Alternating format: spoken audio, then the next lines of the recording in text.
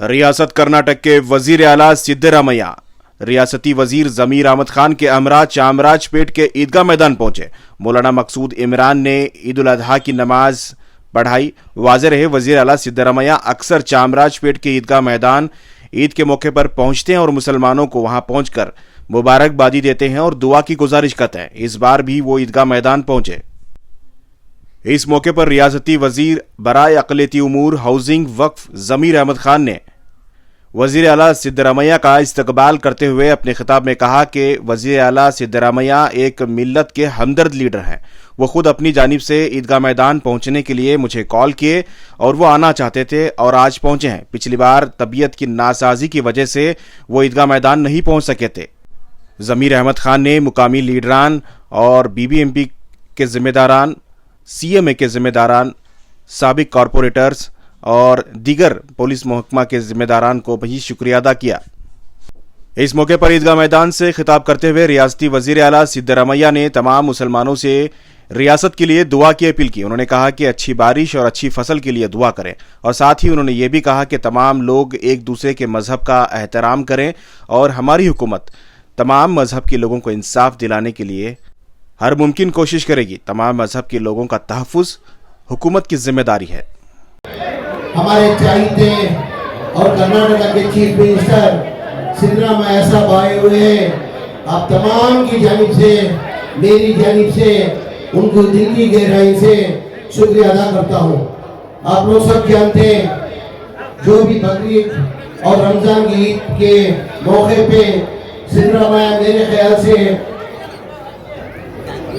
कर्नाटक के अंदर कोई भी चीफ मिनिस्टर जो बकरीद ईद और रमजान ईद के अंदर हम लोग की खुशी के अंदर जो शरीक होते, मेरे हिसाब से सिवे कर्नाटक में सिवे सिद्धरामैया कोई नहीं कह सकता हूँ। वो आप पिछले साल रमजान की ईद में सिद्धरामैया साहब आने वाले थे, तबीयत नासार होने की वजह से वो नहीं आ सके। अभी बकरीद ईद के अंदर 8 दिन पहले मेरे को बुला के मैं रमजान ईद पे आने वाला था, तबीयत नासार होने की वजह से मैं नहीं आ सका, इसलिए इस बार मैं बकरीद ईद में मैं शरीक होता हूँ करके उन्होंने सामने से चल के और तय करके आज हमारे बीच में आए हुए हैं। उनकी आपकी तमाम की जानिब से उनकी दिल की गहराई से शुक्रिया अदा करता हूँ। उसके साथ साथ में हमारे सीएमए के तमाम जिम्मेदारों का भी मैं शुक्रिया अदा करता हूँ। उसके साथ में हमारे एक्स कॉर्पोरेटर अपोलो चंद्रशेखर जिन्होंने अच्छा इंतजाम किया, उनका भी मैं दिल की गहराई से शुक्रिया अदा करता हूँ। बीबीएमपी के तमाम ऑफिसरों का भी दिल की गहराई से शुक्रिया अदा करते हुए ये पुलिस का जो सही इंतजाम कराने की वजह से पुलिस डिपार्टमेंट का भी मैं शुक्रिया अदा करते हुए दोबारा ईद उल अजहा की मुबारकबाद देते हुए मेरी बात खत्म करता हूँ। अस्सलाम वालेकुम रहमतुल्लाहि बरकातहू। माशाअल्लाह आप पूरी रियासत की नुमाइंदगी फरमा रहे हैं। मैं आपको भी तमाम मुसल्लियों की तरफ से दिल की गहराइयों से मुबारकबाद पेश करता हूँ। अल्लाह आपको खुश रखे, दुश्मनों से हिफाजत फरमाए और इसी तरह जादूगरों से हिफाजत फरमाए। ಜಮೀರ್ ಅಹಮದ್ ಖಾನ್ ಅವರ ಇಲ್ಲಿ ಭಾಗವಹಿಸಿರ್ತಕ್ಕಂಥ ಎಲ್ಲ ಮುಸಲ್ಮಾನ್ ಬಾಂಧವರೇ, ಇತರ ಎಲ್ಲ ಸ್ನೇಹಿತರೆ, ಮಾಧ್ಯಮದ ಗೆಳೆಯರು, ಇವತ್ತು ಇಡೀ ಭಾರತ ದೇಶದಲ್ಲಿ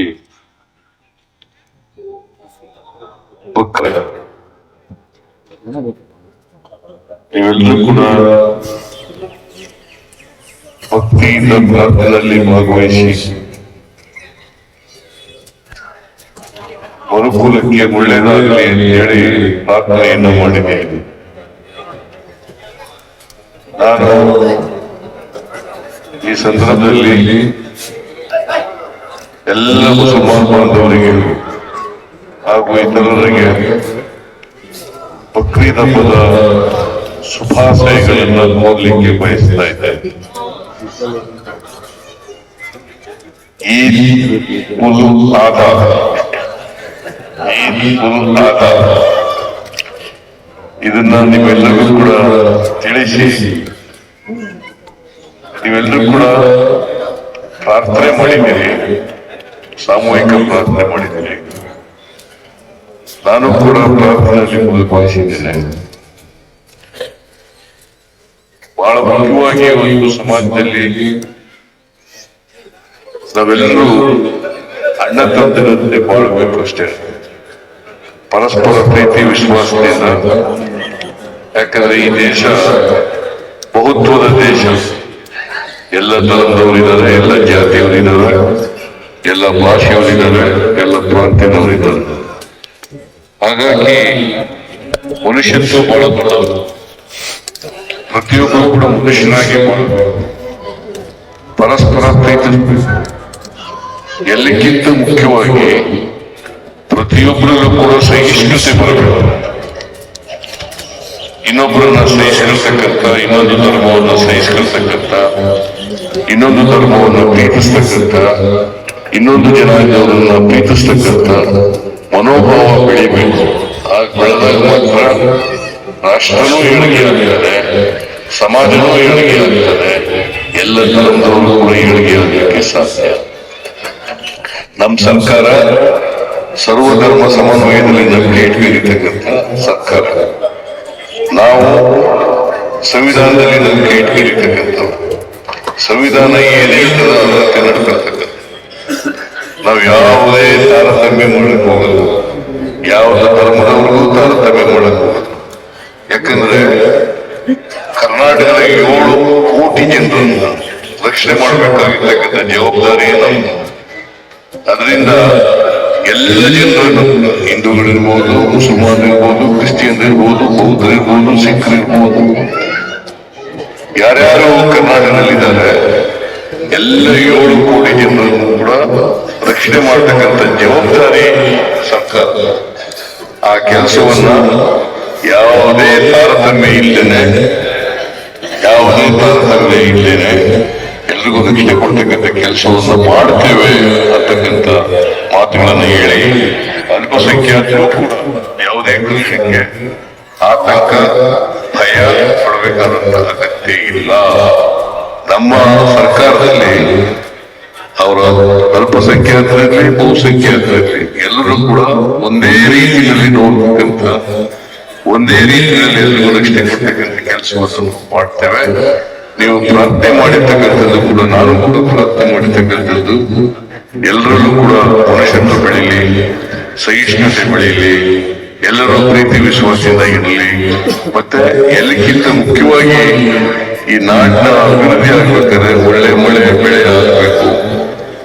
ಆ ಮಳೆ ಬೆಳೆ ಆಗ್ಲಿ ಅಂತ ಹೇಳಿ ಆಶಿಸಿ ಇವತ್ತು ಇಡೀ ರಾಜ್ಯದ ಜನತೆಗೆ ಒಳ್ಳೇದಾಗಲಿ, ಶುಭವಾಗಲಿ ಅಂತ ಹಾರೈಸಿ ನನ್ನ ಮಾತುಗಳನ್ನು ಮುಗಿಸ್ತೇನೆ. ವಿಶೇಷವಾಗಿ ಮತ್ತೊಮ್ಮೆ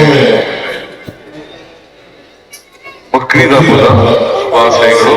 ಬಕ್ರೀದ್ ಹಬ್ಬದ ಶುಭಾಶಯಗಳು ನಿಮ್ಮೆಲ್ಲರಿಗೂ.